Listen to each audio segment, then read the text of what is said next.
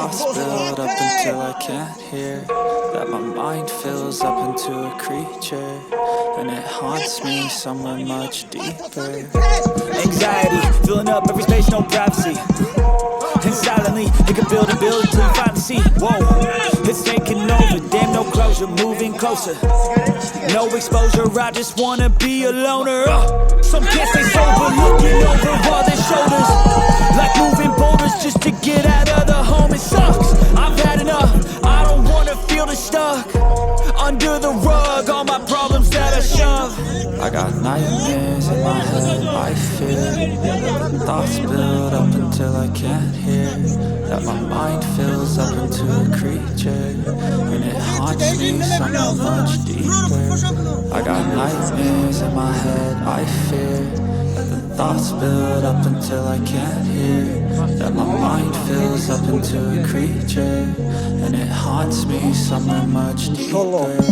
I've been feeling weird, I can't seem to focus good enough. Nothing's really clear, sometimes it could be a little tough. I just need to feel like the end's in sight for me, but let's be really real, anxiety can foggy all this stuff. I've been feeling weird, I can't seem to focus good enough. Nothing's really clear, sometimes it could be a little tough. I just need to feel like the end's in sight for me, but let's be really real, anxiety can foggy all this stuff.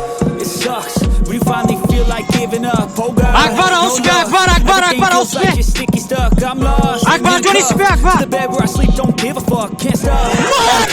Feeling overwhelmed, I think I've had enough. Gotta find a way to get some energy. Bismillahirrahmanirrahim. I need purpose to make it all worth it. I'm still searching. Memories, not a life with a regret in front of me. I need focus to keep me from hopeless psychosis. If I keep moving, I got nightmares in my head, I fear.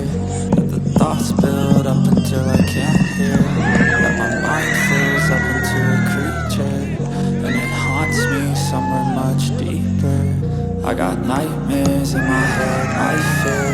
That the thoughts build up until I can't hear. That my mind fills up into a creature, and it haunts me somewhere much deeper.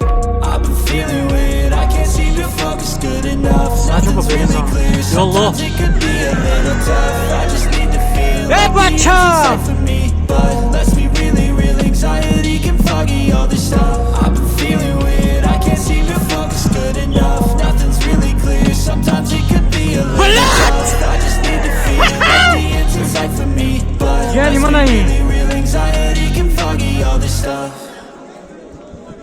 Lensmeni, gentlemeni. این متهم है.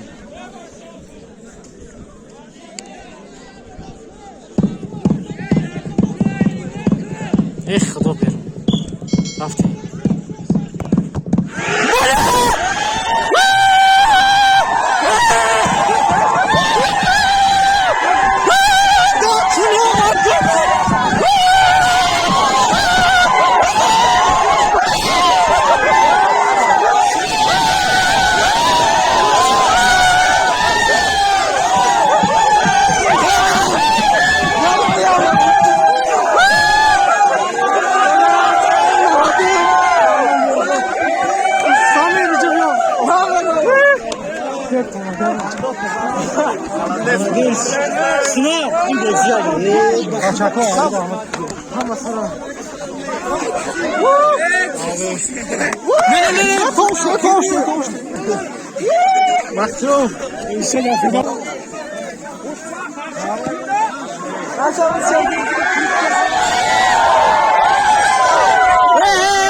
Samir Bardur,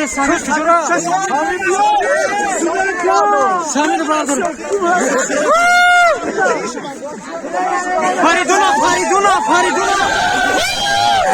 Fariduna Brecht.